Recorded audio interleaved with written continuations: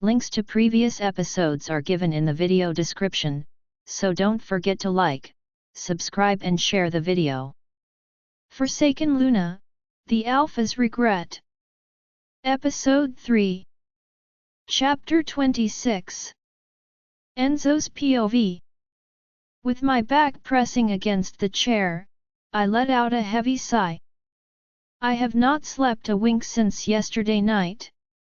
After feeding Michelle dinner, I helped her to bed and came back to my study.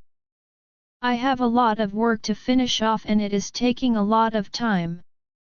I have 2 surgeries scheduled for the next 7 hours and some pack issues I need to take care of. Just a day away from Los Angeles and my table is packed full with work. My musing is interrupted when my mobile begins to beep.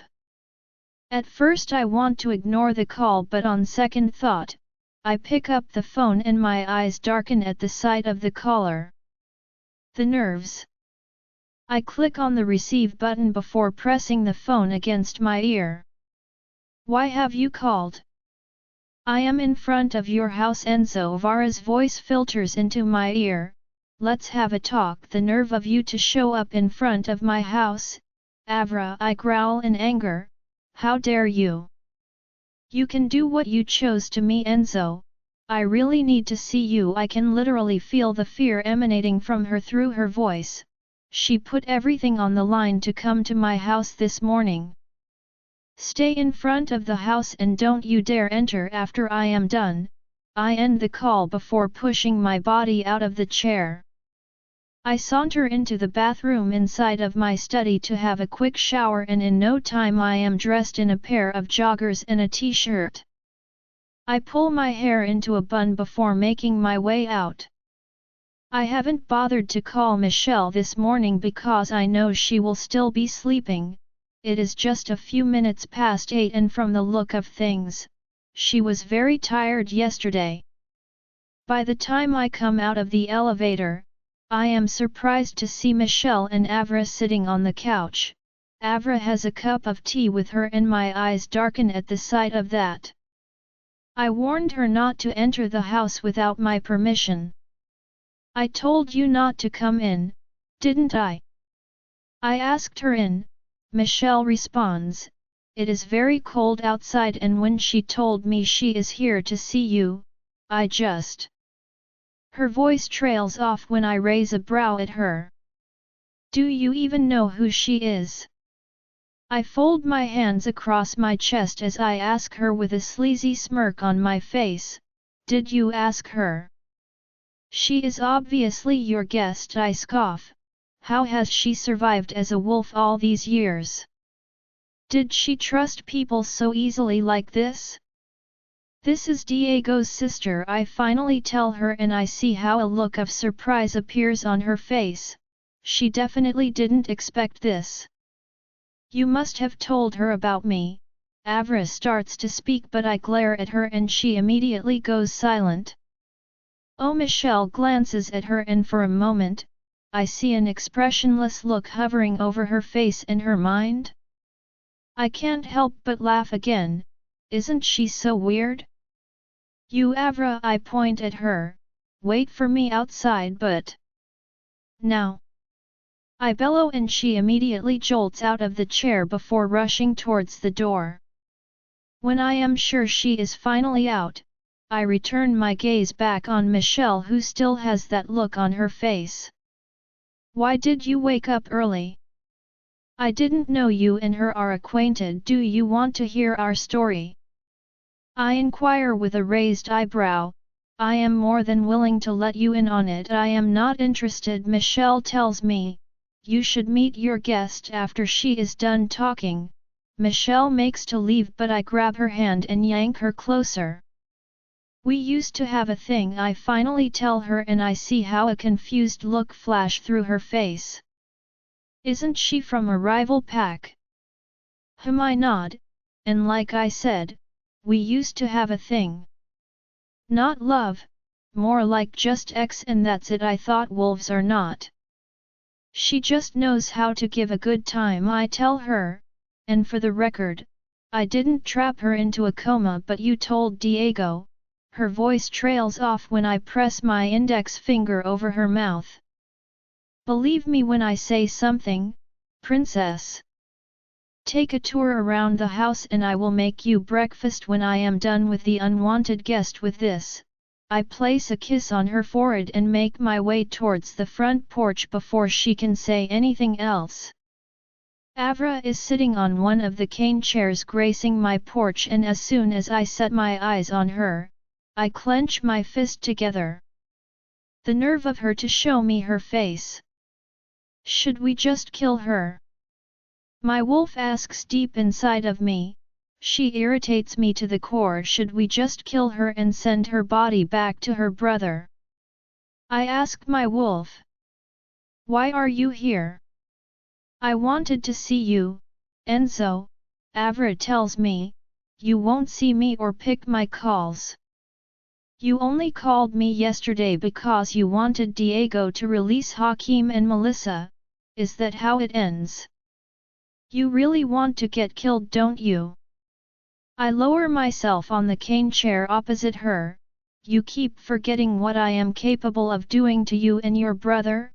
Avra, of course I know what you can do, she responds, so why can't you give me what I want? We made a bet, remember? And you said you would think about it, and now? Your pack is insignificant. I cannot lead a pack like that. Diego is already doing a good job at that. Diego is unfit to rule our pack. Enzo. Avra continues, I love my brother, but this is the only way to save the pack. Do you realize what you are saying? If I take over your pack as your alpha, I will have to kill Diego first. He is your beloved brother. Do you want him dead? He is forming an alliance with the Moon Pack and the Oregon Pack. I know that, and you are so calm. They could become stronger than this. Oh, you worry too much. I caress my face lightly. I have no business with what Diego does. He shouldn't mess with me. I will be expecting Hakim and Melissa back by sundown, or I will launch an attack that will leave you and your pack in shambles for the rest of your miserable lives. As I talk, my gaze continues to linger on the lady in front of me. Avra and I go way back when she met me to help save her pack. At first I refused, but she kept appearing in front of me until I found use for her. But when I refused to help after her till my mind content, she came up with the story of me with her into a coma, and that was when Diego stepped in. He wasn't aware of what his sister was planning behind him, and she wasn't aware that I knew the main motive why she wanted me to lead her pack. She wanted her step-brother out of the way so she could lead and become the first female alpha of her pack. Her secrets, which she doesn't know that I know about, are safe with me until she draws my last straw. I am not one to forgive, and she knows that well. I think I have helped you enough with your step-brother, Avra, I tell her after a while. You have had your own share of my good nature. I think it is time you return the favor. I will help get Hakim and Melissa out if you help me kill Diego. Enzo, I will become the alpha of your pack if I kill your brother. Avra, your word is law. Enzo. Everyone will respect me as the alpha of the pack if you tell them to. I have done everything you want me to do, Enzo. I have trained and I have become an alpha-level wolf. What more should I do? I am no longer interested in helping you, I finally tell her as I lift my body out of the chair. I have no use for you anymore, so I see no need to help you. You can find someone else to help kill your weak alpha brother after I am done. I turn around to leave, but her next words halt me. Now you found someone new. What did she promise you, X? I immediately turn to her and grab her neck before pushing her against the wall. How dare you speak about Michelle with that mouth of yours? Are you tired of living? My grip on her neck tightens and I can see how she is struggling to breathe. How dare you? Avra, you are the Alpha King, Enzo. you can do this much for a pack as insignificant as mine. You rule over a lot of people. I have been your slave for a long time now, and when I can finally see the light at the end of the tunnel, you discard me like I mean nothing. This fight between our packs has gone on for the longest time. Help me kill Diego and I will call a truce. He is incompetent. She is still struggling to breathe, but I don't care. She did something she shouldn't have. At this point, I don't even care about what she is talking about. To me, speaking ill about Michelle is the same thing as speaking ill about the moon goddess, and that I will not tolerate from any person. One more word about her and I will make sure you do not live to see the light of day tomorrow. You are lucky enough that I chose not to tell Diego about what you have been planning. Your pack is insignificant like you said, make sure it remains like that.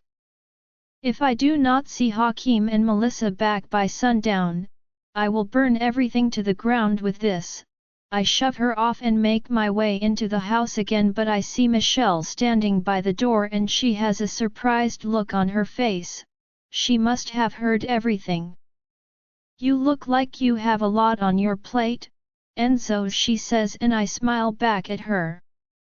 You are the only one I care about now, Michelle, and I will burn anyone who hurts you to the ground. Ch 27. Michelle's POV. With one last look at the mirror, I nod at myself before making my way out of the room. Today is my appointment with the doctor Enzo recommended, and I am feeling optimistic about it. I have a feeling that I would hear some good news in a few hours and I am excited. Luckily, after that day at the hospital, the pain subsided, but I still felt it on a few occasions. Earlier, Enzo sent me a message saying he would be late since he has a surgery at the hospital, and he told me one of his men will bring me to the hospital.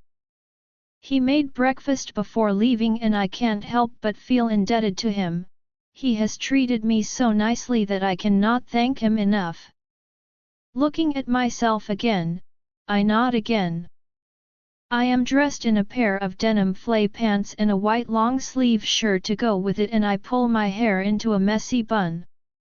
I am in no mood to dress to kill, and this is the perfect dress for me at this moment. I pick my glasses before making my way out of the room, and I am surprised to see a man standing in front of the elevator, and the moment he sees me, he bows lightly. "Hello ma'am," his husky voice resonates in my ear. "Hello." I am not sure what to say again. Seems like he is the man that Enzo says will come to pick me up. "I am Mustafa and Alpha Enzo asked me to bring you to the hospital. He will meet you there." Oh, I finally relax. Thank you. We both enter the elevator and in no time, the black Maybach is on its way to the hospital. This is the first time I am coming to Los Angeles and I cannot help but be amazed by the city. It looks so beautiful and I will definitely take a tour around it when I am ready. I close my eyes and press my head against the headrest as the thought of Enzo fills my mind again. After listening to his conversation with that Avra girl yesterday, I knew Enzo is not the man he portrays himself to be. He is much more dangerous and ruthless than how he looks, and I know for a fact that I am going to see that side of him soon enough, but even at that, he has been the best thing that happened to me in a while now. Nicholas left me for dead, but Enzo wanted to give me a new lease on life. I cannot thank him enough. My thoughts are interrupted when the car pulls to a halt and I finally open my eyes. We are parked in front of the hospital and wow, the building looks really enormous. West Side, the name rolls out of my lips. It is such a fine name. "We are here ma'am," Mustafa says as he turns to me. Here he hands me a card. "Show this to the receptionist and she will attend to you. I will park the car properly and come." "Thank you," I say before alighting from the car. After walking to the reception, we exchange pleasantries before I finally show her the card. After a while, she gestures me towards the private elevator and I make my way towards it. As soon as I saunter into the office, my eyes see the young man seated behind the glass desk and I nod. He looks so young yet so competent. I immediately feel less anxious. Enzo sure knows how to make me feel better. Hello, I say as I walk up to his table. I have been waiting for you, ma'am, the doctor says as he raises his head to meet my gaze with a small smile on his face. I almost thought you were not coming anymore, the traffic was really bad. I know that, he replies with a smile. Have a seat, thank you. I lower myself on the chair opposite him while waiting for him to be done with what he is scribbling on the MacBook in front of him. After a few minutes, he finally closes the MacBook and turns his attention to me again. Sorry, Enzo warned me not to start the process without him here. My forehead creases into a small frown. Why? I don't know, he shrugs.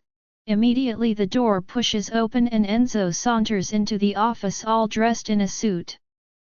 This is the first time I am seeing him wearing a suit and boy, he looks so good. What exactly is he not good at? Hey, he walks up to me and presses a kiss on my forehead without my permission and he makes my heart to skip a beat. Will he keep acting like we are lovers? Finally, you are here, the doctor says as another smirk appears on his face. I was almost beginning to start without you and I would have gouged out your eyes. Lawrence, Enzo hisses while lowering himself beside me. You didn't tell me you would come this early, I say to him. I finished my surgery 20 minutes ago and decided to come. You should have taken some rest. I know my way home. Not a chance. Enzo almost rolls his eyes. I want everything done in front of me. After that he turns to Dr. Lawrence again. We can start him. Lawrence nods as he pulls out some files. From the report your former doctor sent to me. The tumor growing directly opposite the womb is as bad as it sounds. From my findings, it has also spread into your womb, but I don't know how much until I check on it. You have a uterine cancer which can get very bad and unbearable in the coming days, and from the look of things, your pregnancy is at a very high risk. I know this already, doctor, I tell him as pain surges through me. But I don't want to lose my child. I worked so hard to get pregnant. I cannot get rid of this baby now, but your life is in danger if we do not get rid of it. I have explained everything to you, Lawrence. Enzo chips in. Terminating the pregnancy is out of it. I know. I am only trying to convince her. Tell us something different. Enzo, fine. I will examine and give my diagnosis. Okay, doctor. I finally heave a sigh. What should I do? A nurse will help you get ready and I will come to the examination room after he is done talking. He picks up his landline and punch in a few numbers before pressing it against his ear. Come to my office, he orders and replaces the landline. What kind of examination are you going to do on her?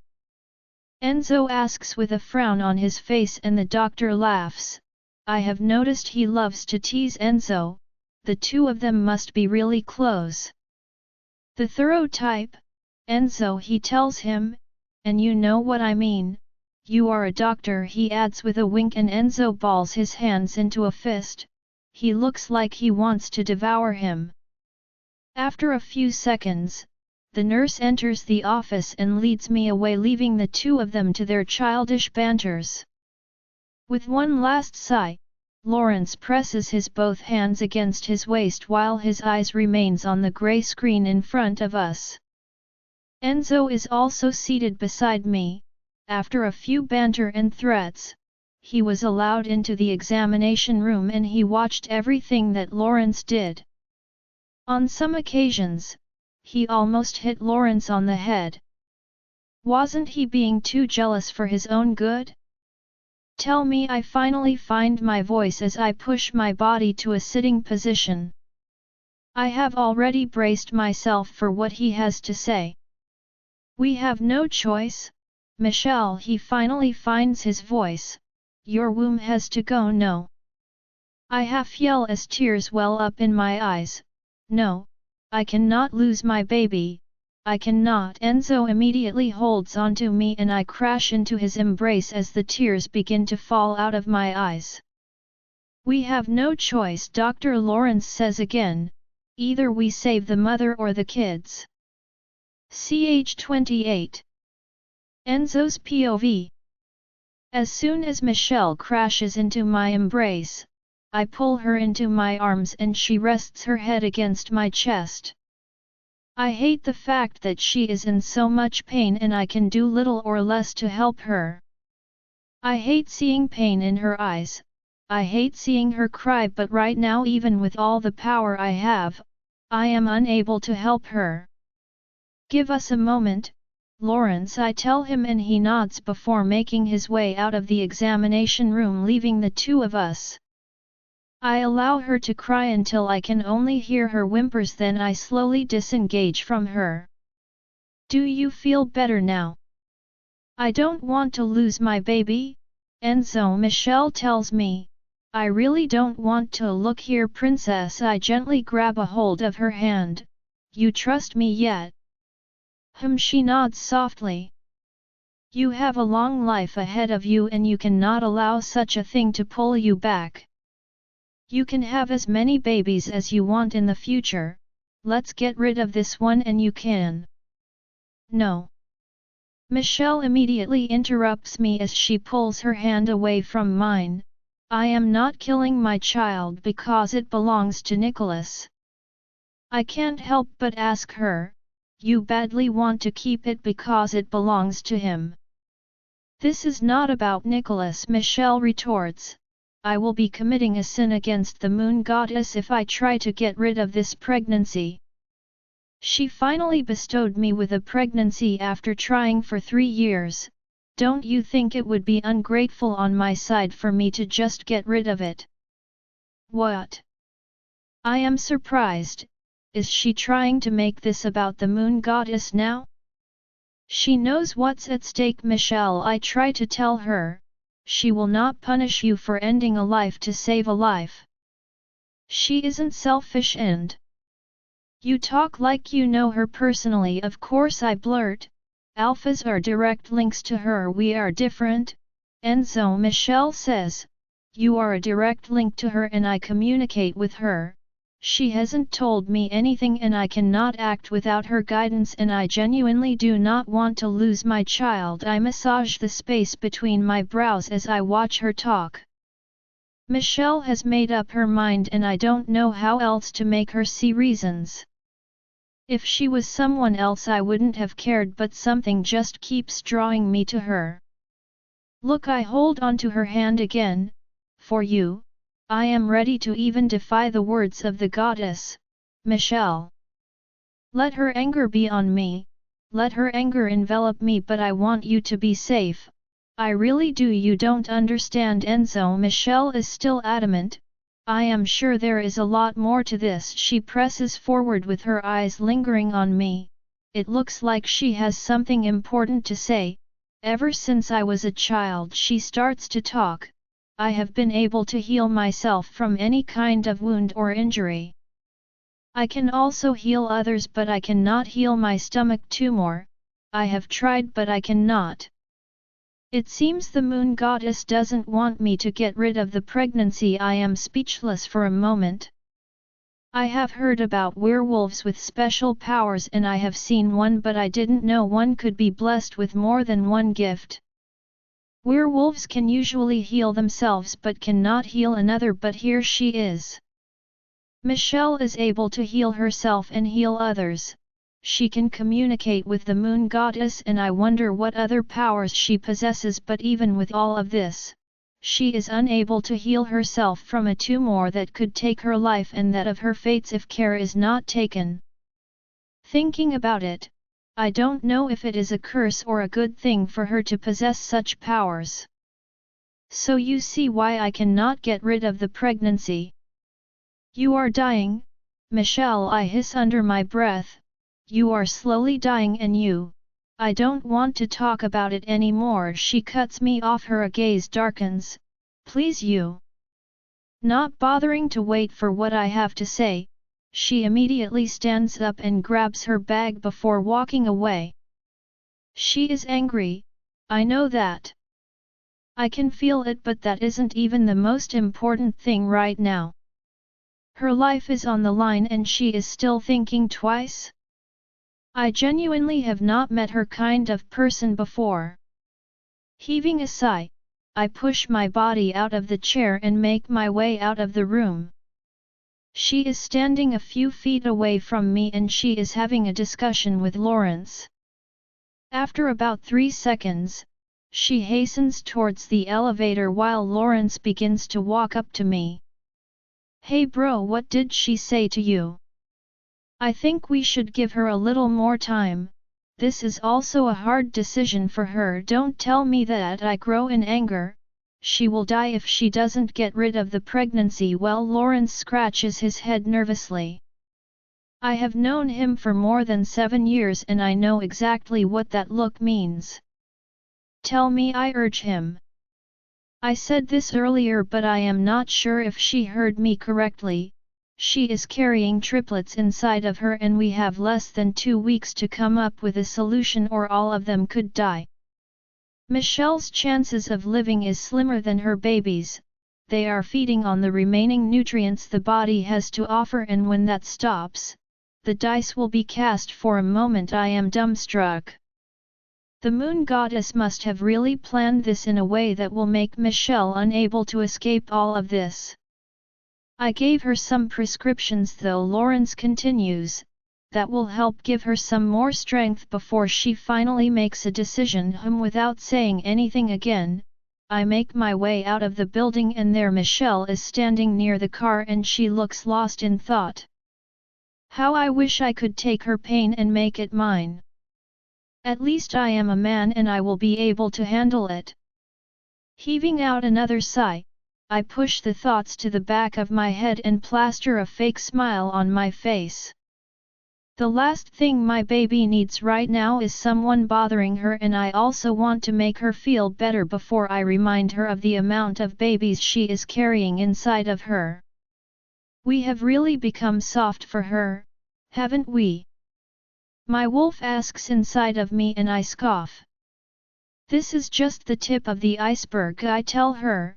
We will need to simp for her the more. Smiling widely, I take heavy strides towards the car but she pretends not to see me. Are you going to keep that face? I ask her. Let's go home, she tells me with an eye roll. I am tired and I need to rest. Want to tour the city? No.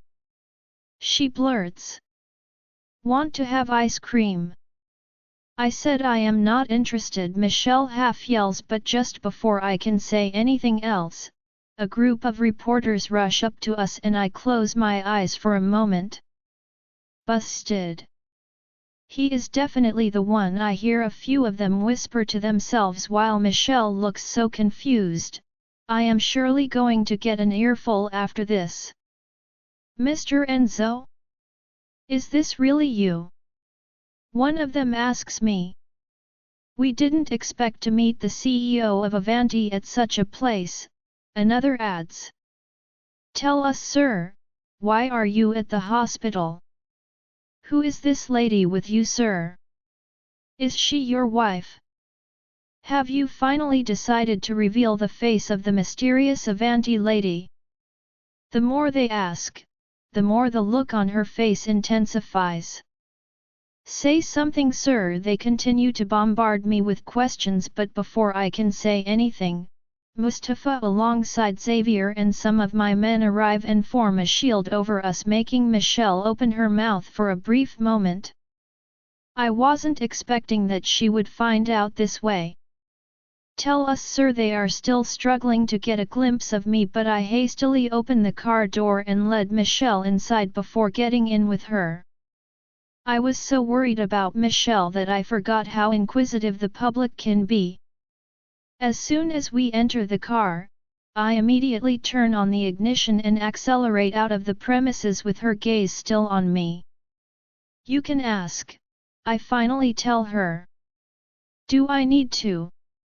Yes, a smug look appears on my face. Then who exactly are you, Enzo? She goes ahead to ask me, an Avanti?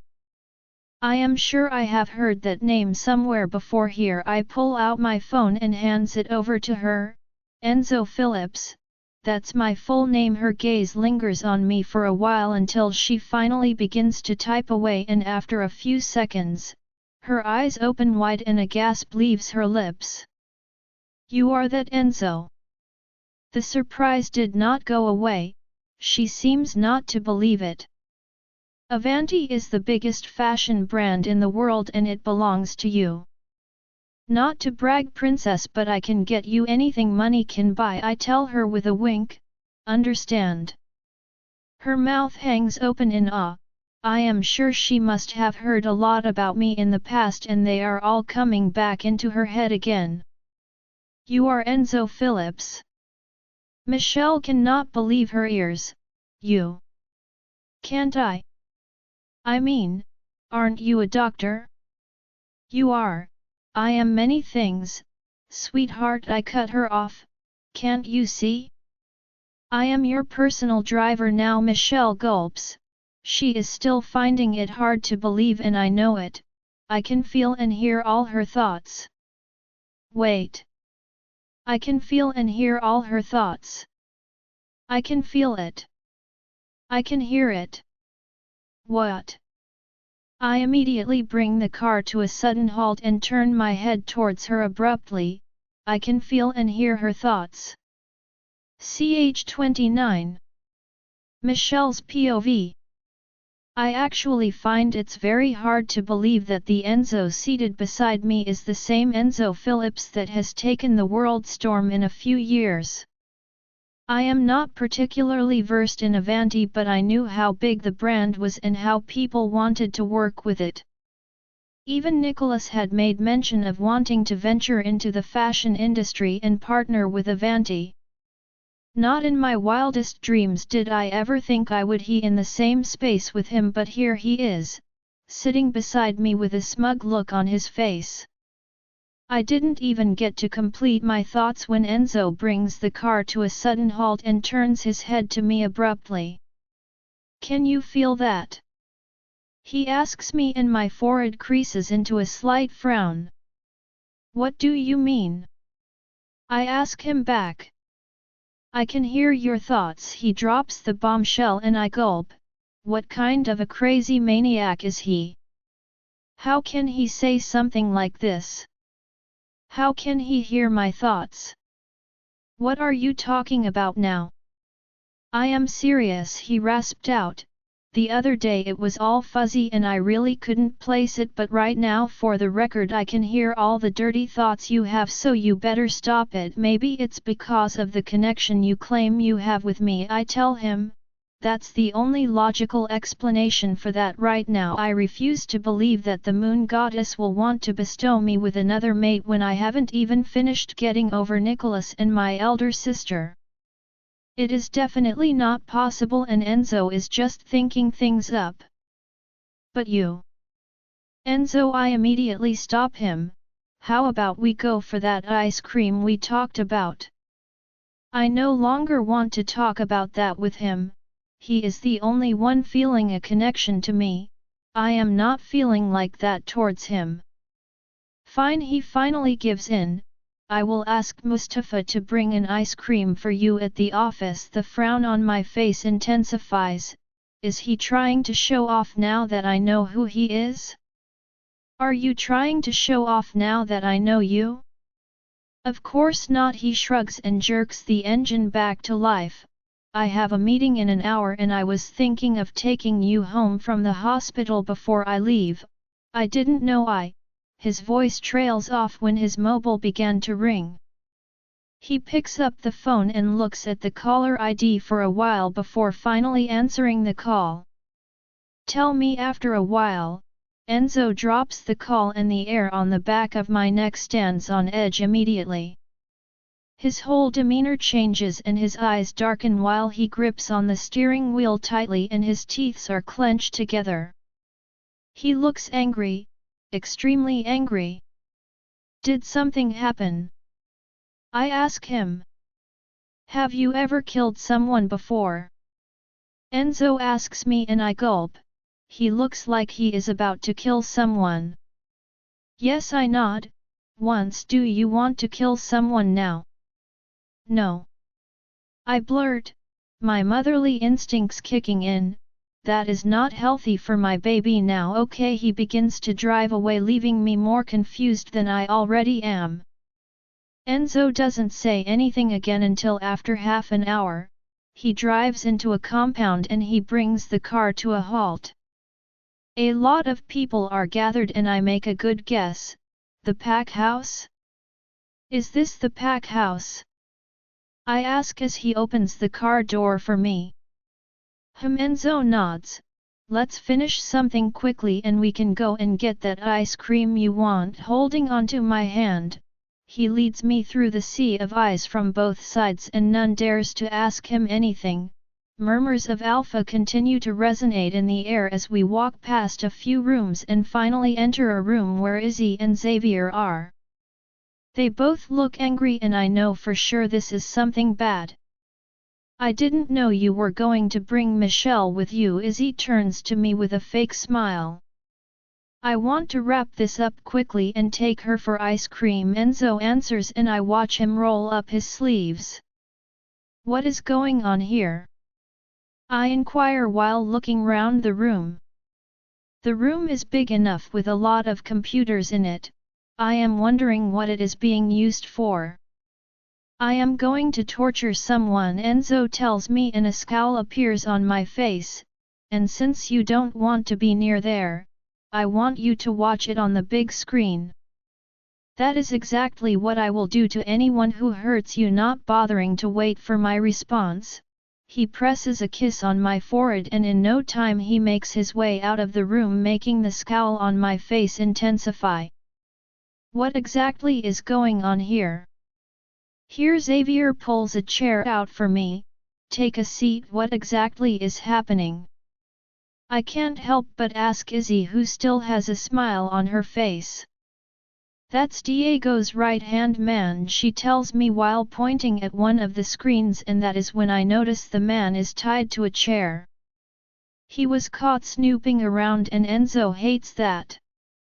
He doesn't go looking for trouble, so he hates it when someone does contrary to what he wants. I gulp and look at the man again.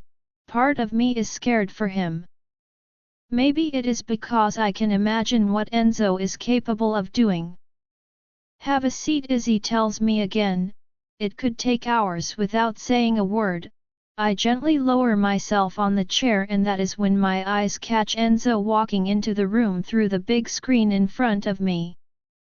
He pulls a chair outside and seats on it while backing the camera. That didn't stop me from seeing the toolbox he entered the room with. Right now, the man I am seeing from the screen looks very different from the man I know. I already figured he could be a maniac, but if he is actually going to do what I am thinking, then he is much worse than I actually imagined. I think Enzo brought you here so he could show you how much he is willing to protect you. Izzy's voice filters into my ear and I turn to her. What do you mean? Nicholas, she shrugs. He is trying to show you that he will make Nicholas pay for hurting you. I slowly turn my head to the screen again as I see Enzo whack the man hard across the face. Right now I am not sure if I made the right choice coming with him to Los Angeles, but seeing him trying to prove he can protect me warms my heart. I feel like the luckiest lady on earth watching him from the screens right now. But he shouldn't do that, I mutter under my breath, but Izzy laughs a little. This is little compared to what you can see about Enzo, Michelle, she says again. I must say you are very lucky to meet someone like my brother. He is a beast, but I have seen him become a dog for you in no less than a week. Even our parents did get to witness his good side. After she is done talking, She gently taps my shoulder before making her way out of the room with Xavier while my whole attention is on the man on the screen who is now holding a plier in his hand and is holding the man by the neck. Do you think we made the right choice coming here? My wolf asks me and I shrug. I genuinely do not have an answer to give, but one thing is for certain, Enzo looks like someone who will ride for me till the very end. Ch 30. Enzo's POV. One thing I hate the most in my life is when someone lies to me or tries to take me for granted, and that is exactly what Diego and his pack are trying to do. Neither has he returned Hakeem and Melissa, and why did he send his right-hand beta to spy on me? Thinking about it, I want to cut off all his fingers with this plier, but remembering the lady watching me from the screens, I calm down. I will ask you one last time, why are you here? You can as well kill me, he growls in anger, and I scoff. Is he kidding me right now? Killing him is just a piece of cake for me. You know I do not understand what kind of a leader Diego is, I say to him, sending you to my pack house to spy on me? Did he perhaps offer you a severance pay for your death? The man tries to talk, but I grab a hold of his neck and yank him closer. How dare you come here and spy on me, Anton? I only do what my master tells me to do. He is still talking when I whack him hard across the face and blood trickles out of his mouth, and just as I grab the plier, her voice comes into my head. Don't do it, please. I can clearly hear her thoughts and I can't help but scoff. How can she beg me not to kill him when she is also a wolf herself? She must have hunted down prey and she has even killed before, so why? Come in, I say after a while, and Izzy opens the door and saunters into the room. You really are skimping for a lady you met just a few days ago, Enzo. Switch off the CCTV camera, I tell her, and a look of confusion flashes through her face. Do what I have asked you, Izzy, I blurt. All right. As soon as I hear the click sound, I grab a hold of Anton and drive the plier deep into his stomach, and his howls echo through the whole room. I do not stop there. I release all my pent-up anger on him and continue to stab him continuously. His claws grab onto the chair and his eyes turn red, but that's nothing. He will not be able to move an inch.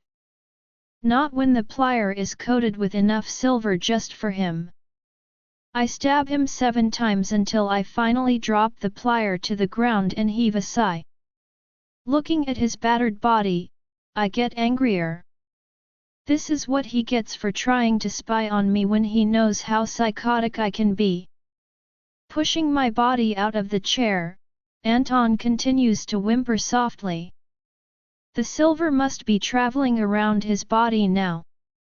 Send him back to Diego and let him know I will hunt him down if he doesn't return my people. You really are ferocious, Enzo, Izzy tells me, but I completely ignore her and collect the towel she is offering. Anton's blood splattered over my body, so I have to clean it before I go to meet the woman who is panicking outside right now. You should take a shower, Izzy tells me. You look hideous. With one last look at the unconscious Anton, I make my way out of the room.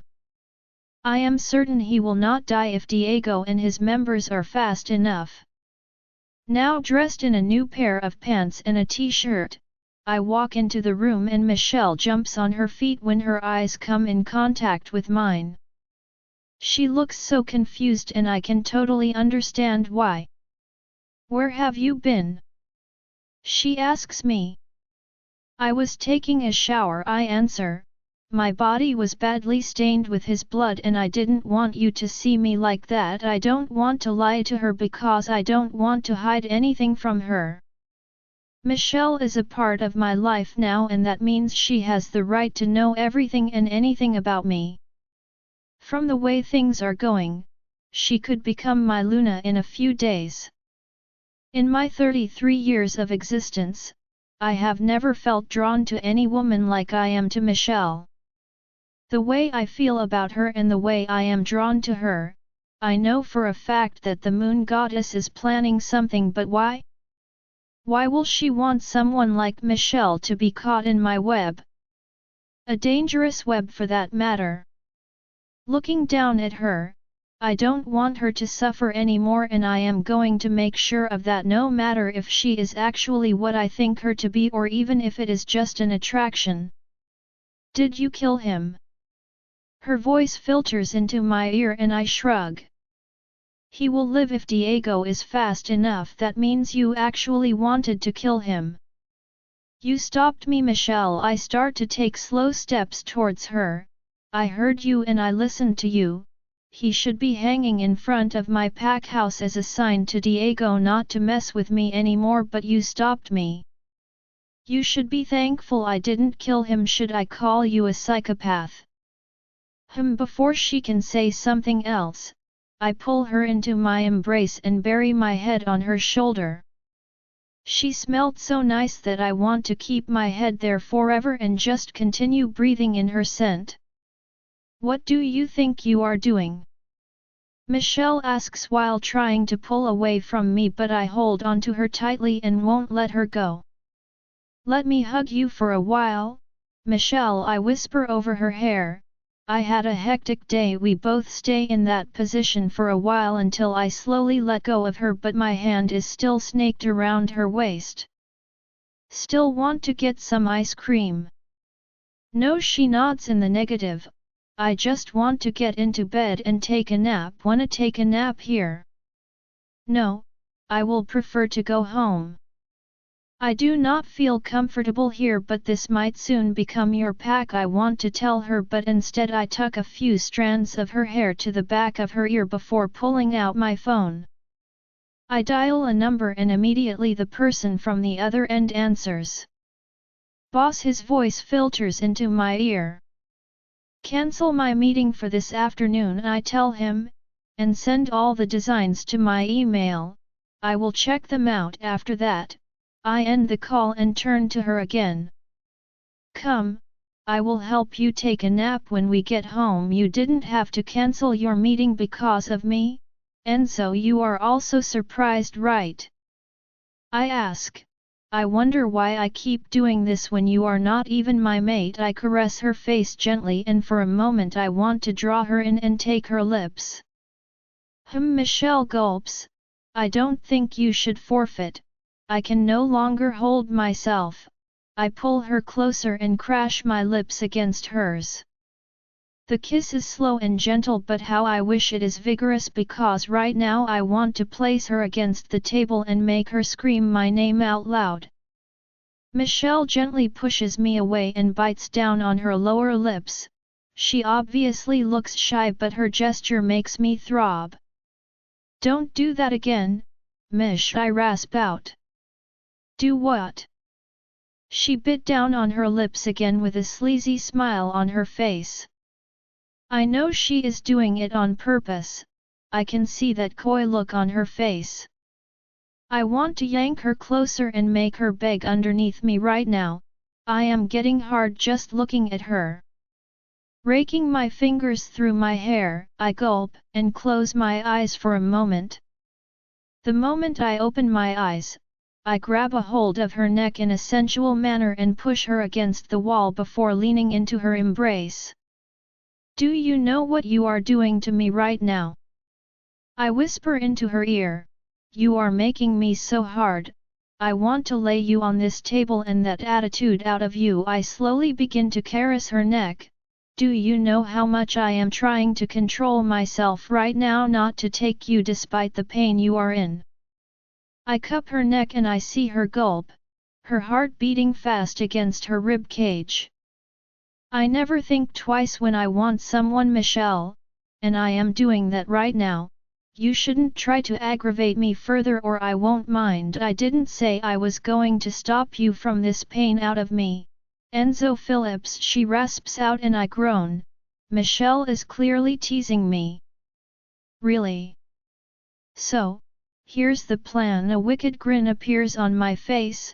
Tonight, That's okay, right? I am going to make you scream my name all night long, is that fine by you? What's your favorited position? What? Michelle swallow hard at my question. I asked what your favorited position is, kitten. I don't, she cannot even answer me, making me smirk. I have a surgery in the next 4 hours and I am expecting an answer before then. I finally let go of her and the smirk on my face widens. That is exactly the expression I want from her.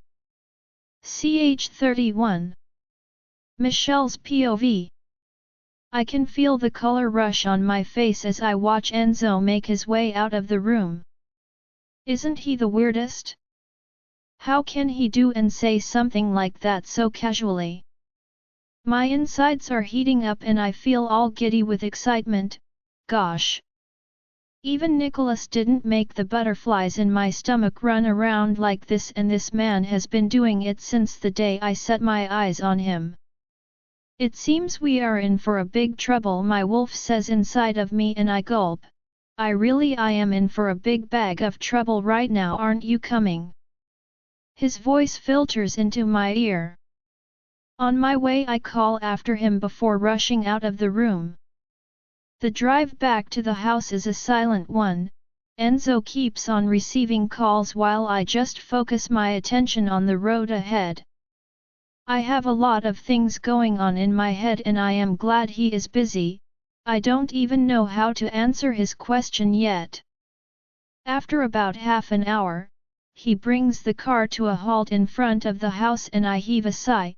I just want to crawl into bed and take a nap. Go on in, Enzo tells me. I will be up in a while. Nodding at him, I alight from the car and my forehead creases into a frown when I see some guards stationed around the house. I haven't seen them since I came, so how come they are here now? I make a mental note to ask Enzo when he comes back into the house, and with this, I hasten towards the elevator. As soon as I am in my room, I make my way to the bathroom to have a shower and change into something more comfortable. I put on a pair of bum shorts and a tank top. Just as I make to lie in bed, my door flings open and Enzo ventures into the room. His eyes travel over me for a moment and I see him gulp with his phone still on his ear. Hey, his voice sounds rather seductive and I feel my insides churn. He is bad for me. Done with your call? He nods. I think I have to go to the hospital earlier than scheduled. The patient came down with a bad hemorrhage and we have to operate on him quickly. I can't help but be proud of him even for the littlest of time that I have known him. You should go, I finally tell him. I will take a nap for a long time anyways. You?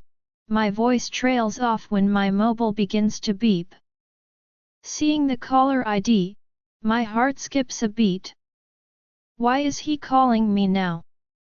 I don't think I should answer the call. We have nothing to say to each other anyways. Won't you answer your phone? Enzo asks as he raises an eyebrow at me while folding his hands across his chest. It's not important, I tell him. It's just Nicholas on the line. At the mention of Nicholas, his eyes darken and his brows furrow together. You still have his number?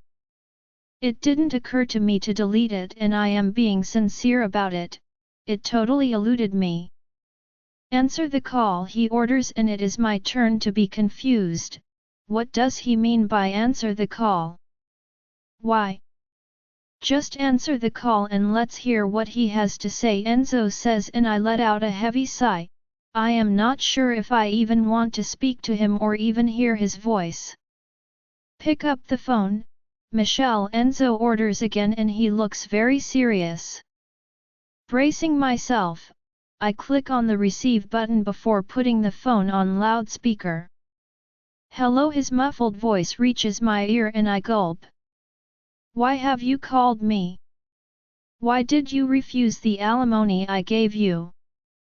Nicholas asks me, Or do you have some cash stacked away somewhere that I do not know of? Is that why you have called me? I cannot help but scoff, to ask about the alimony. Tell me, did your little boyfriend promise to give you some money? Is that why you?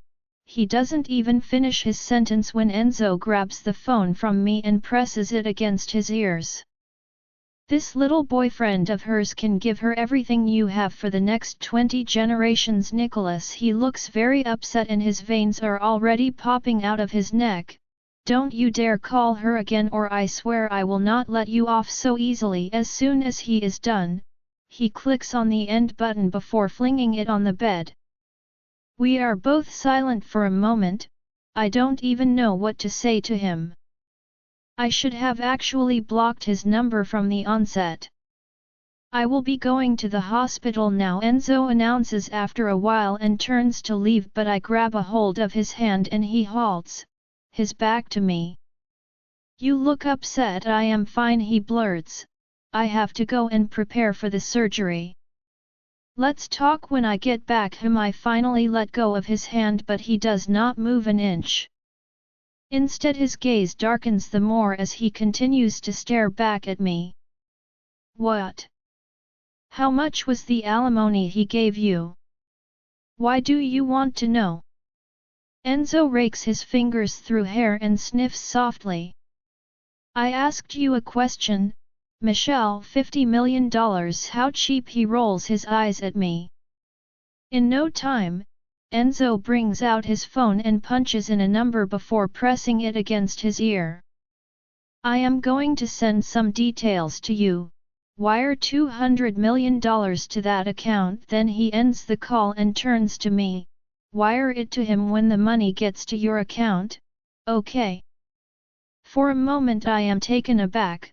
I didn't expect Enzo to take it this way. He must be really furious. You do not need to do this, Enzo. I try to tell him, but his furrowed brows get deeper and he tilts his head. Do as I have said, Michelle, and don't argue with me. After he is done talking, he pulls closer to me and presses a kiss on my forehead. I watch him walk out of the room and I don't even know how to feel. I don't know how to react to the way Enzo is being kind to me. I don't. I slump back on the bed and close my eyes. I am suddenly having a headache. My head is throbbing so badly as I open my eyes to meet the darkness that had enveloped the room. I must have slept for a long time, seeing how it is already dark. Heaving a sigh, I try to move, but I discover a hand is snaked around my waist and a frown appears on my face. Switching on the bedside lamp, I see Enzo and he looks like he is in a deep sleep. He is still wearing his shrubs and I can bet he is the most handsome one I have seen. His muscles are peeking out of his shirt while his hair falls all over his face, giving off a flirty aura. Something inside of me sparks and I feel myself wanting to kiss him and caress him. I want to run my hand through his hair and lay on his chest. The more I look at him, the more the feelings intensify and I gulp. What exactly is going on? I look at the time and it is already past 8. I must have slept for hours and he climbed into my bed when he got back. Is he tired? Is he hungry? A lot of questions are going on in my head as I continue to stare down at the beautiful god beside me. Will you keep looking or you will go for it? His deep and husky voice filters into my ears as his eyes flutter open.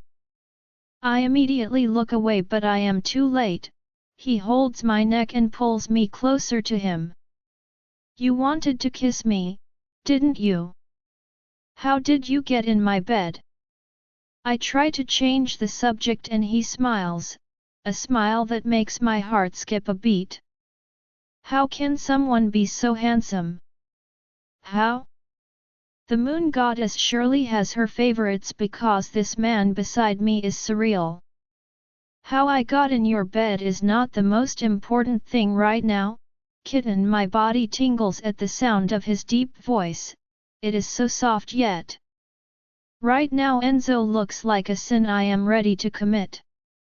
You were fantasizing about kissing me, what happened now? You can't do it.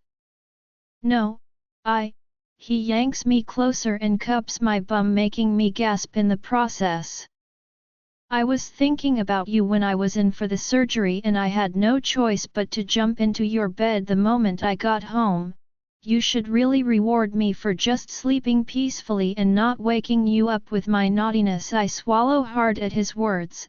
This man hasn't even given me the chance to feel my pain. He is always making my heart race. Let go of me, Enzo. I try to wriggle out of his embrace, but he holds onto me tightly and won't let go. You cannot escape now, Michelle, he tells me. Remember, I promised to make you scream my name all night long. With this, he slowly cups my neck and press a gentle kiss on my lips. I have been waiting for you to wake up, princess, he whispers into my ear. I am literally hard right now. He presses another kiss on my lips again. Just as I am about to reciprocate his energy, my legs touch something warm and my face curls up. Pushing down closer, my eyes open wide in horror, blood everywhere. Ch 32. Enzo's POV. Michelle's scream alerts me and I immediately sit up. Before I can even ask her anything, my eyes catch the blood stain on the bed, and for real, my heart skips a beat. I didn't notice the blood when I came to lie down beside her, so how did this happen? My mind is in turmoil right now. I am not sure if she is having a miscarriage or it is because of the tumor. Snap out of it, my wolf growls inside of me and I snap back to reality. Tears are streaming down her eyes and she looks scared, very scared. Hey, I hold onto her cheek. I will take you to the hospital, okay? My babies, her muffled voice reaches my ears. I cannot lose my babies, Enzo. Michelle's voice trails off. You will not lose your babies, I try to assure her, even if somewhere in my mind I am scared. For Michelle to refuse terminating the pregnancy, she must really want to keep the pregnancy. How will she feel if she actually loses it, even if technically I want her to get rid of the babies? Without waiting further, I gather her up in my arms and hastily make my way out of the room. I don't even bother to change out of my shrubs anymore, and in no time, I am speeding towards the hospital like a mad dog. A few minutes to the hospital, I dial Lawrence's number and connect it to the car speaker. Hello Enzo, his voice filters through. Where are you? I ask him. Just about to leave the hospital. Stay there and maybe prepare the theater or something. Michelle is bleeding, hurry, it could be something serious. As I end the call, I look at the lady beside me and my heart breaks into a million pieces. She is staring back at me with teary eyes, and how I wish I am in her position and maud her. I hate to see her in pain. Will I lose my babies? Michelle asks me again, her voice full of pain and sadness. I don't want to, Let's hear what Lawrence has to say first. I step on it and in a few minutes, I bring the car to a halt in front of the hospital. This is when it occurs to me that we didn't even change her clothes. I mutter under my breath as rake my hand through my hair. I have never been so scared in my life. Not thinking much, I remove my shrub from my body and place it against her before laying her on the stretcher. You should clean up, Lawrence tells me before they make their way into the hospital again, leaving me standing.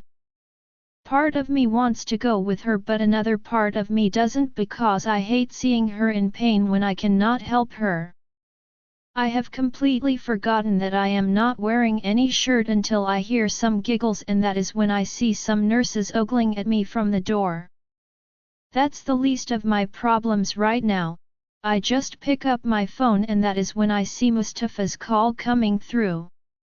Tell me, I say as I press the phone against my ear. Melissa is back, boss, but Hakeem, his battered body came in. I close my eyes for a moment as I try to savor the news. Diego has committed a sin and he is to pay with everything he has got.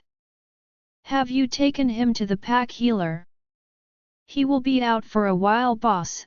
His wolf was badly injured. Keep an eye on him and bring some of my stuff to the West Side Hospital. After that I end the call and slump back on the passenger seat. Nothing is going according to plan today. After about 30 minutes, Mustafa finally comes with my clothes. I grab a t-shirt from the bag and put it on. I have been standing outside for more than an hour now, so I am guessing Lawrence must be done. Bring Michelle one of the new clothes hanging in my wardrobe in the penthouse. She will need it to change into. After that, I make my way into the hospital. Just as I make my way towards his office, a nurse walks up to me. Mr. Enzo, Dr. Lawrence wants you in the examination room. Lead the way, I tell her. As soon as I enter my room, my eyes catch Michelle sleeping peacefully on the bed while Lawrence is standing at the foot of her bed and he has an expressionless look on his face. That look, I know it very well. How is she? She will live, he tells me. And the babies? He heaves a sigh. Luckily we were able to save them. Her nutrients are getting weaker by the minute. It hasn't even been up to a day yet and she is already bleeding so much. What caused the bleeding? The lining of her womb is getting affected by the tumor now. It is only a matter of time before her babies are affected. What's the time range? Well, he looks back at the sleeping lady on the bed before turning his head back to me. I will suggest surgery at this rate, Enzo, Lawrence tells me, and a scowl appears on my face. She doesn't want to get rid of the babies and I cannot force her to do that. We will have to remove her womb. Lawrence drops the bombshell and my heart sinks to the bottom of my feet. I think I know the direction he is trying to go. I am a doctor and I have had my fair share of experience, but will Michelle want to do that? Is that the only way out? I spoke to a doctor in India and he has agreed to fly in tomorrow and look at her. If the surgery is possible, we will have to take her womb and nurture her fetuses in an artificial womb that has not even been tested and trusted yet. We can at least try. Lawrence cajoles. She is not ready to terminate the pregnancy, so what can we do? We have nothing to lose. Her babies could die in her stomach. I look back at the woman sleeping on the bed and I let out a heavy sigh. What are the chances? You are a doctor, Enzo. You should. His voice trails off. Don't give me that crap. I immediately cut him off. Right now you are her doctor and you will answer all of my questions. I am not a doctor right now. I am a man who is worried about his woman. Lawrence looks at me for a while and heaves. He is also under a lot of pressure and stress. It is a 50-50 chance, Enzo.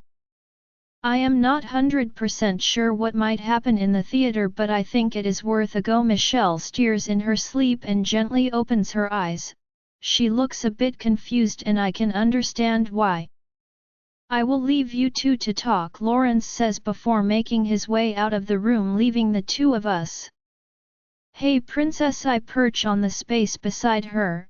How do you feel now? My hand caress her face gently. Are my babies okay? This is the first question she asks and I immediately nod. Your babies are fine for now, Mish, I tell her. So what caused the bleeding? Her voice is weak and feeble. I feel so bad. Lawrence made mention of the lining of your womb already getting affected by the tumor, so my babies will die. Tears well up in her eyes and I gently clean them off. You don't have to cry, princess, I advise. I promise I will not let anything happen to you. I grab a hold of her hand gently, but before that, I need to tell you something. Tell me you need to undergo surgery to remove your womb, that is partially the only way we can save the fetuses. It is not 100% guaranteed but we can at least try. It's not guaranteed, Enzo. I can feel the fear emanating from her. How can I take such a risk? Not doing anything and leaving everything to fate is already a risk. My darling, I tuck a few strands of her hair to the back of her ear. I cannot risk anything happening to you but... No buts, I immediately cut her short. I have listened to you all this time and now you should listen to me. You cannot put your life on the line for the babies your ex-husband doesn't even want, you know that, right? At this point, I am not even trying to sugarcoat anything for her. I want her to see reasons with me too.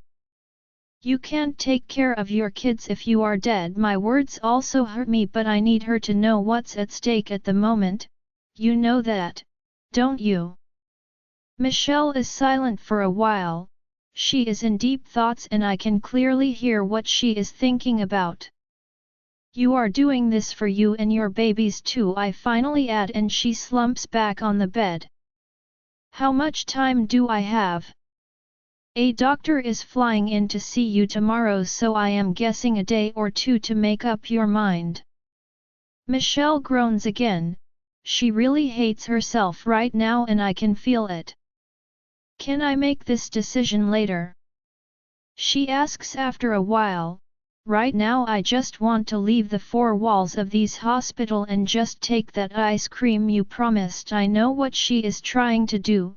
She is trying to evade the pain and heartache she is feeling at the moment and I am more than ready to take that pain away from her. Fine, the door opens and Mustafa ventures in with a bag carrying the Avanti brand on it. Change into these, I tell her. We will take a drive around the city. With one last look at her, I make my way out of the room alongside Mustafa. Once we are out of the door, I stop walking and turn to him. Have Melissa met me at the mansion in 2 hours, I tell him, and he bows. Keep an eye on the door. I will be back soon. I walk away while pressing my phone against my ear. Boss, I want you to reschedule all of my meetings for next week. I order the lady from the other end. I will not be available, but you have a meeting with the organizers of the Fashion Week slated for next month, sir, my assistant says from the other end, and I clench my fist together. They can back out if they can't wait a few more days to see me. I am more than capable of organizing one all by myself, of course, sir. I end the call and put the phone back into my pants pocket.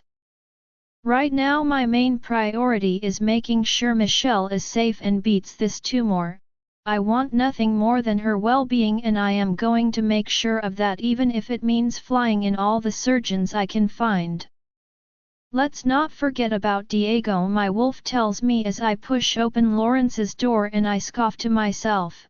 Diego is already a dead wolf. Ch 33. Michelle's POV. Standing in front of the mirror, I cannot help but admire myself.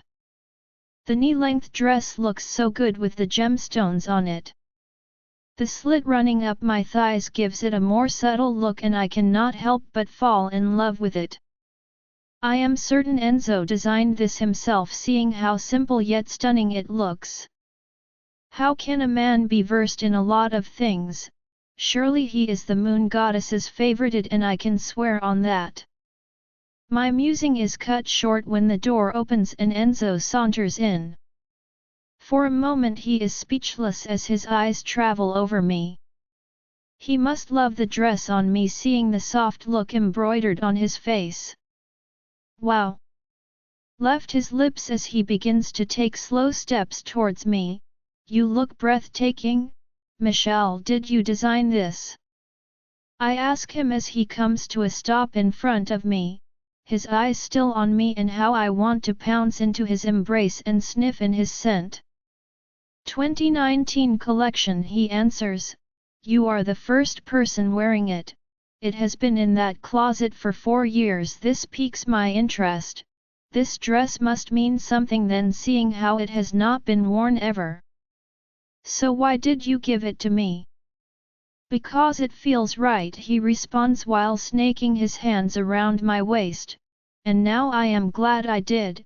You look fabulous. He rakes his fingers through my hair and groans a little. You are making me have bad thoughts about you?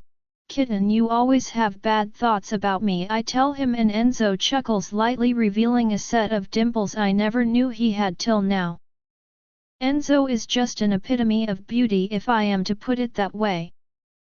Well, have you seen you? He runs his finger through my arm. You look so beautiful, I really can't take my eyes off of you. Stop being so naughty. I try to pull away from him, but he yanks me closer and I fall onto his hard chest while he places his head on my shoulder. And I love your scent too. I want to put my mark on you and make you mine for all eternity. His words make my heart skip a beat as I remember Nicholas. These words I have heard before. I have heard from Nicholas before. A day before our mark and mate ceremony, he said those words lovingly into my ear that my whole body tingled at his voice. I remember how he ran his finger through my body and whispered sweet nothings into my ear. Hey, Enzo brings me back to the present and I realize how I have balled my hands in a fist. I am the one talking to you, he whispers into my ear. It is not Nicholas. I know. I plaster a fake smile on my lips. It is just at the spur of the moment. I am sorry, it's fine. He presses a kiss on my shoulder before disengaging from me. I think we should get going or I might have to fulfill my promise to you now. At the mention of that, I swallow hard. I know exactly what he is talking about and I can feel the color rush on my face.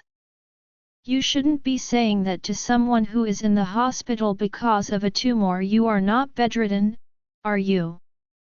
He asks me with a wink, and maybe if I make you mine, everything will be fine with you. Get lost. I roll my eyes at him before I begin to walk towards the door. You owe me an ice cream and it's getting late. I hope the vendor will be there when we get there. Of course, Your Majesty, Enzo calls after me before he starts to advance towards me. Just for tonight, I don't want to think about my pain or my heartache. Just for tonight, I want to feel alive again before I make a heart-wrenching decision tomorrow. Enzo's Rolls-Royce is already parked in front of the building and I cannot be amazed. I know it's his car because I have seen it amongst his fleet of cars back in the garage. Even the kind of cars he has, I have not even seen some before. Did you have to show off your wealth? I ask him as he holds open the car door for me. I should take you out on a date with the best of the best, my darling, Enzo rasps out as he flashes me a smile. You deserve it. I don't say anything again and just enter the car. It's not like I can tell him what to do. After making sure I am okay, Enzo gets into the driver's seat and zooms off. It is already past 9, but the whole city still looks alive and it fascinates me. How I want to come down and take a walk amongst the crowd. We can do that tomorrow. Enzo's voice reaches me and I groan. I cannot even have a thought to myself anymore without him hearing everything I have to say. Can you quit listening to my thoughts? I question him and he scoffs. It's not like I want to listen to it, it just happens. Then try and block it out. I am a wolf, not the moon goddess, Michelle. Enzo blurts. I don't have all the powers of the universe, as if I roll my eyes at him before turning my attention away from him again. Then I notice the car has already left the main road and is now on a lonely and dimly lit road. My heart skips a beat on seeing this. He said we were going for a drive, right? Don't be afraid, Enzo tells me. I want to show you something. What is it?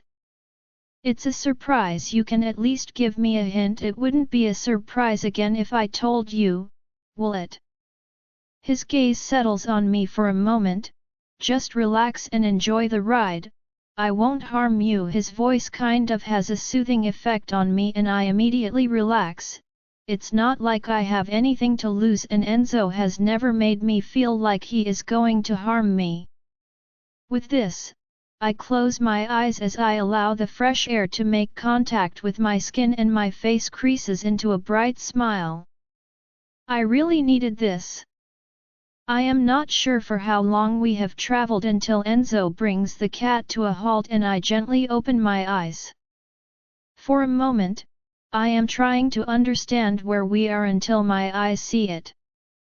In the distance, I can see the shimmering of stars on the lake and the little house by the side. A slight frown appears on my face as I climb out of the car. I actually don't understand why he has brought me to a lake house. Why did you bring me here? I ask as he comes to stand beside me. Not to lie, the amount of serenity here has gotten to me and I just want to spread my arms and shout my lungs out. The air is so fresh and the soft waves of the water makes me feel so relaxed. I don't know who gave Enzo this idea, but I am definitely in love with it. Why are you asking me that when you clearly love the serenity of the place? He inquires with a raised brow, and Lawrence suggested it too. It can help you relax. Thank you so much, Enzo. I pounce into his embrace.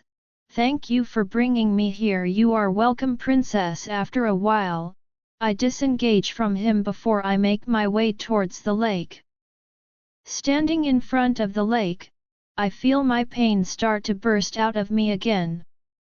No matter how much I try not to think about it, it continues to envelop me and the tears well up in my eyes.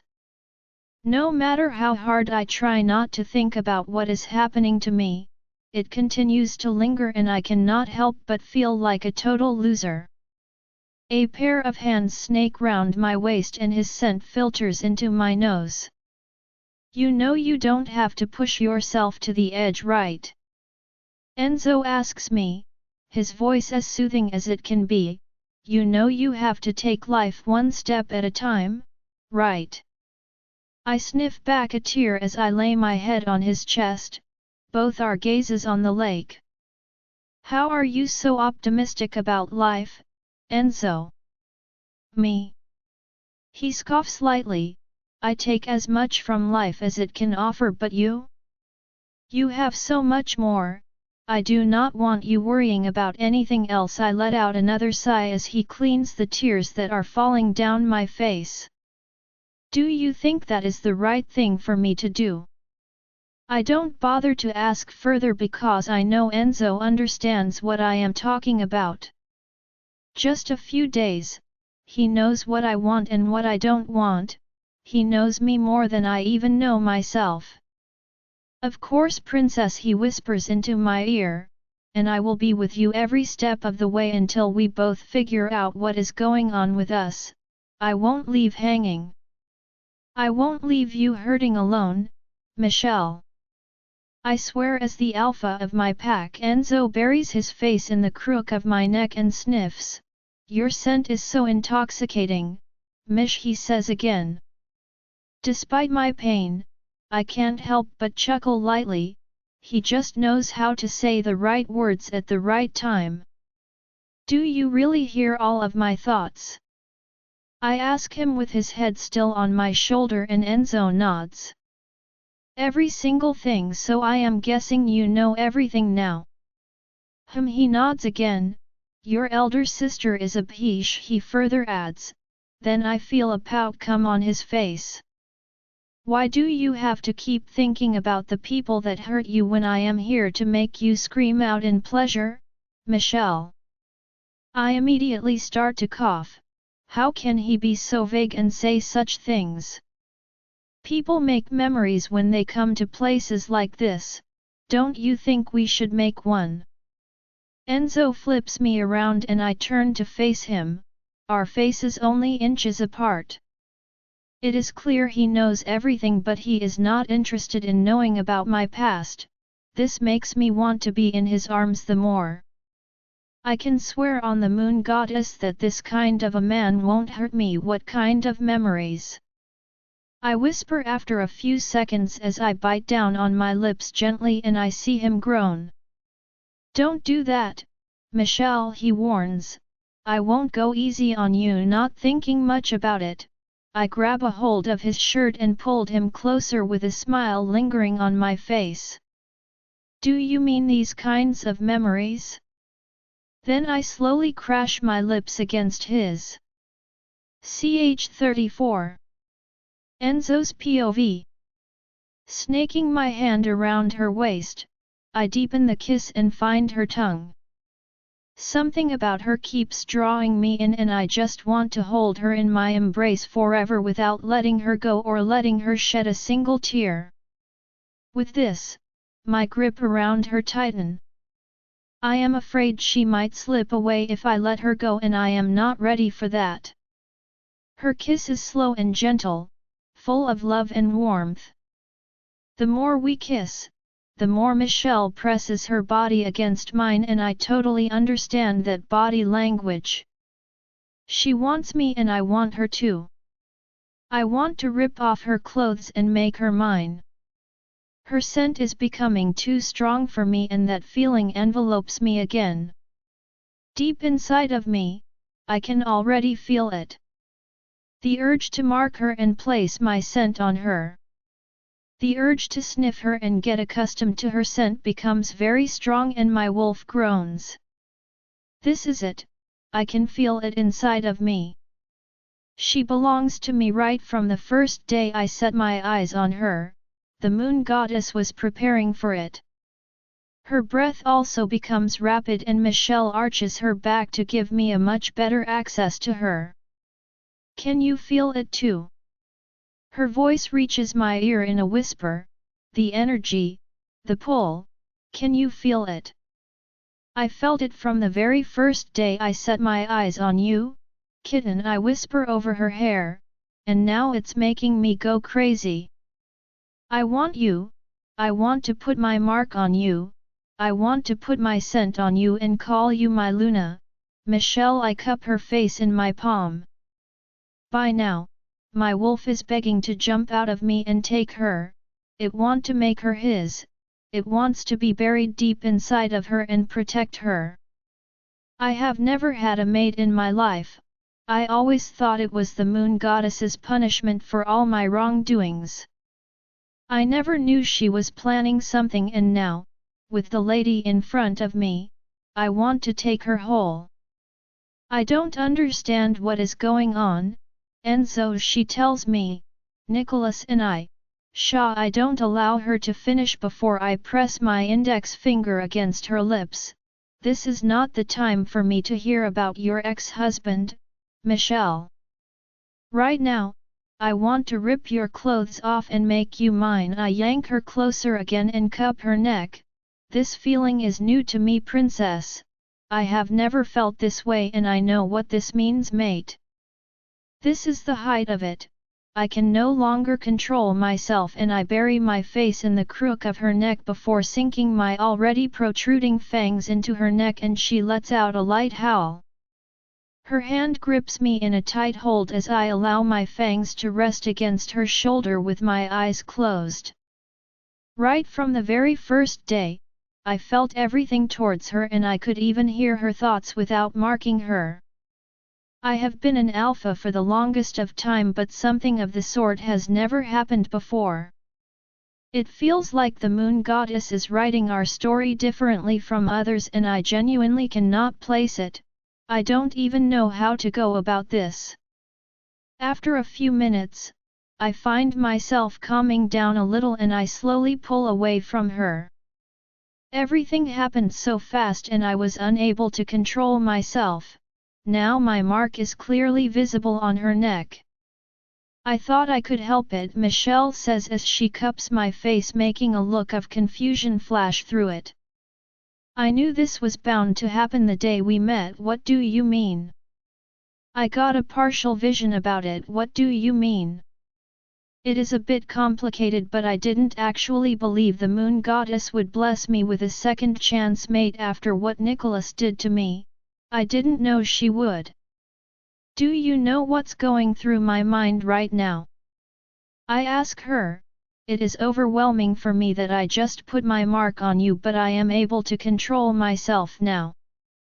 A while ago, I wanted to take off your clothes and make you mine completely, but now, I pause for a while. Everything is just as confusing as it gets. I met her and I felt an instant connection to her. As if that was not enough, I can hear her thoughts and just know things about her. Keep that aside, that feeling and that urge, and now my mark is on her neck.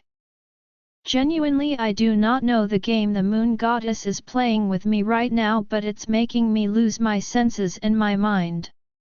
Now when I am supposed to be deep inside of her completing the ceremony, I don't even feel the urge. I must look like a joke right now. You are not a joke, Enzo, Michelle tells me, and the frown on my face deepens. She can hear my thoughts too? You can hear my thoughts. I am sorry I didn't tell you, she apologizes. I was able to hear it from the very day I saw you. I just brushed it off thinking it was one of my gifts too. So you were actually aware of the fact that I could have been your mate and you didn't say anything? I kept telling you how I felt and you just kept silent. You know I was in a bad spot, that's why I didn't pay attention to it, but you got used to me almost immediately. Michelle, you should have said something. I was in pain and I was. She presses her index finger over my lips while her gaze rises to meet mine. I have your mark on my body now, Enzo, she says. A mark that shows that I belong to you now, the mark that shows that I, Michelle, accept you as my alpha and my mate. I don't say anything and just keep looking at her for a while. I have never been so confused in my life. What the heck is going on? But am I not supposed to? It won't come, she cuts me off. We are clearly not ready and I am not going to have my mating season with a mate who is yet to decipher his entire feeling. Do you understand that? You owe me an explanation for this. I tell her I am all the explanation you need. Enzo, Michelle retorts. The moon goddess has not said anything to me in a while, but I know for a fact that things are not as easy as it seems. Maybe we should wait on her. I rake my fingers through my hair as the cold air blows past my face and settles on Michelle. I must say I have the most funny marking ceremony ever. I have been an alpha for a long time and I have watched my pack members find their mate and have the most elaborate ceremonies. Even Izzy had one of the most expensive ceremonies when she discovered Xavier was her mate, and I funded it all. But me? I am standing in front of a lake with my mark on her neck and no urge to mate with her. Thinking about it, I cannot help but laugh at myself. I must look like a joke right now. Did you do something to me maybe? I ask Michelle. Can you cast spells? Yeah right, she rolls her eyes. You are not the first one this is happening to. I am sure it will come. I think my wolf is broken, I thought to myself, and the lady beside me starts to laugh. Seeing her laugh, I can't help but feel relieved. I am so happy that I am unable to show it. The fact that she turned out to be my mate and the fact that she is laughing despite the pain she is going through, I feel more content and happy. I accept you as my mate, Michelle, I finally tell her. I take you as my mate and my Luna. I cup her face in my palm, and I swear I am going to give you the best mating ceremony you could ever think of. I promise, not waiting for her response. I pull her into my embrace and envelope her in a bear hug and my lips curl into a smile. This has been the most craziest night of my life but also the most beautiful.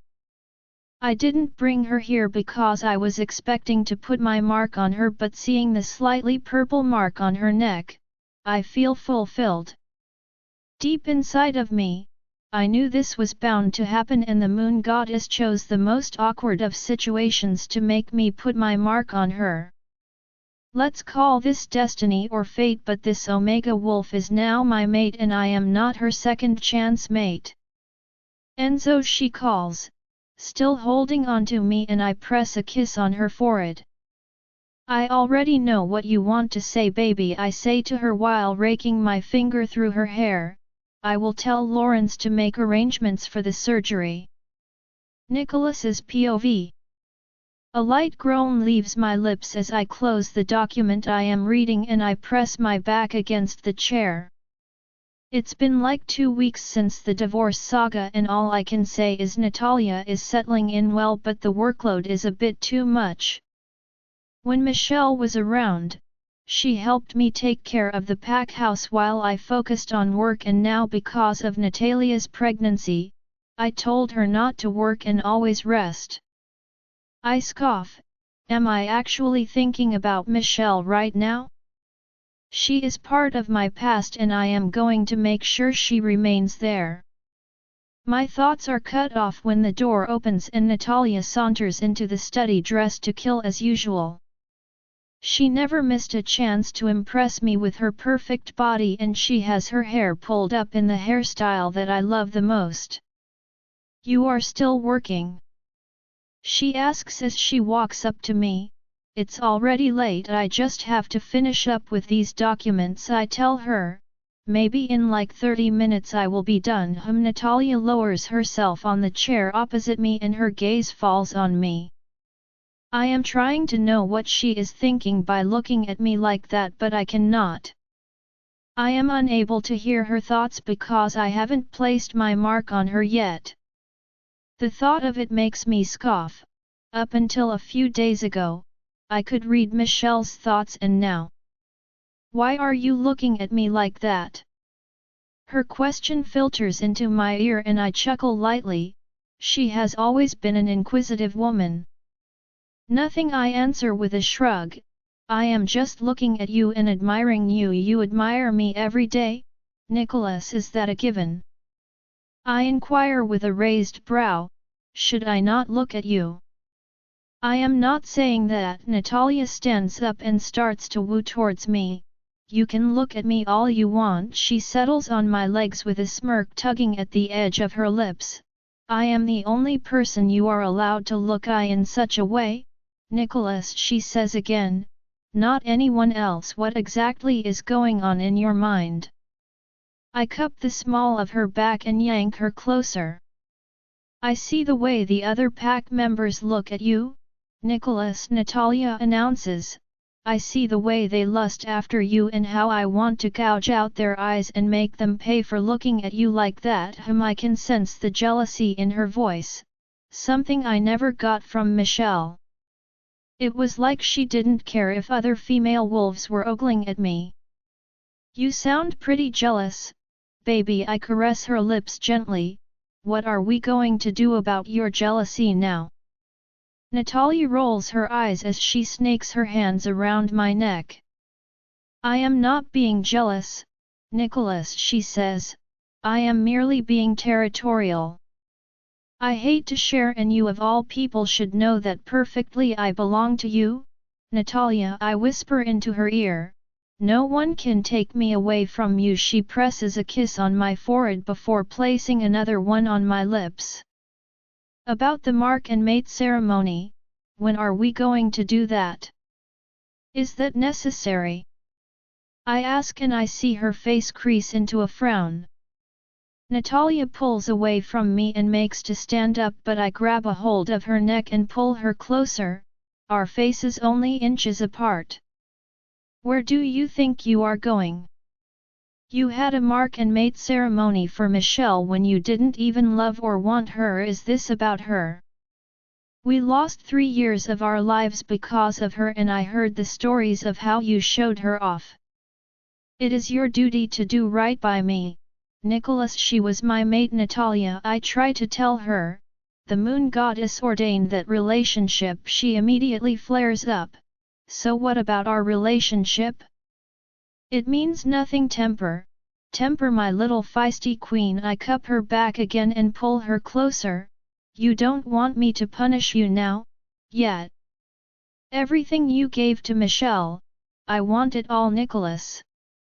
If you are going to make me the Luna of the pack, we should do a proper ceremony, and that's the only thing that can compensate for the years you spent with her. Fine, I don't want her to get stressed about anything, especially because she is pregnant, and if she wants a ceremony she will get. We will have an elaborate one, I tell her, and her face creases into a smile. More elaborate and better than what you had with Michelle, of course. With this, Natalia presses forwards against me and claims my lips in a hungry kiss. She moans in my mouth and slowly pulls away from me. I want you, Nicholas, she whispers over my hair. You have been very busy lately that you can't even see how much I miss the feel of you inside of me, so you want me. I bite down on my lips. Are you sure you can handle me right now? I have been stressed out and I am going to release all my pent-up stress inside of you. Try me with this. I pull her closer and claim her lips again in a more hungry manner.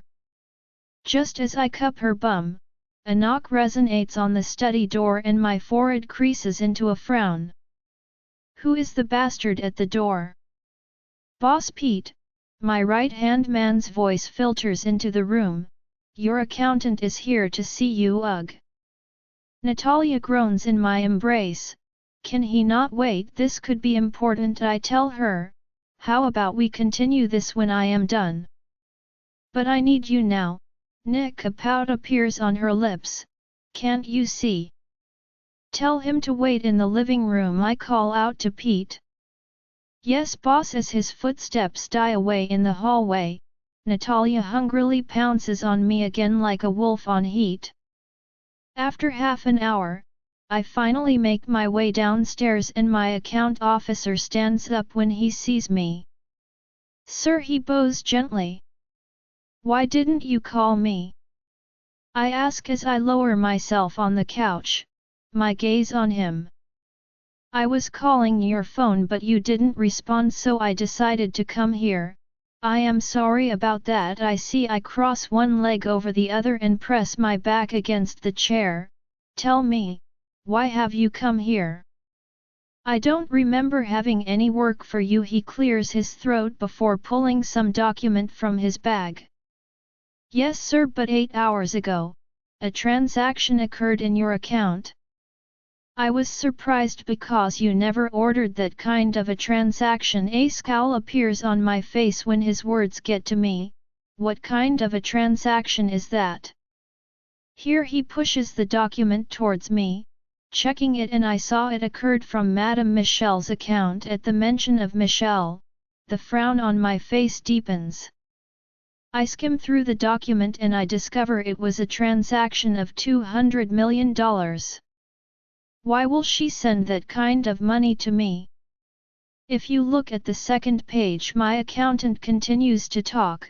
The description is a bit weird. I turn to the next page and when I see the description of the transfer, I can't help but burst out laughing. What the heck does she mean by 4 times the dumb alimony you gave me? Is she kidding me right now? Did her little new boyfriend give her all his life savings to show me that he is also up to the task? The more I think about it, the more funny it gets. She just left 2 weeks ago and now she is feeling like she can stand on her own? Was it wired directly from her account? Yes sir. With a smirk still lingering on my face, I pick up my phone and punch in her number before pressing the phone against my ear. Sorry, you are not allowed to call this number. The operator's voice penetrates my ear and my face immediately curves into an angry scowl. Did she block my number? Join our Facebook and WhatsApp group for more updates. Link is given in description. Rest audiobook will be continued in next episode.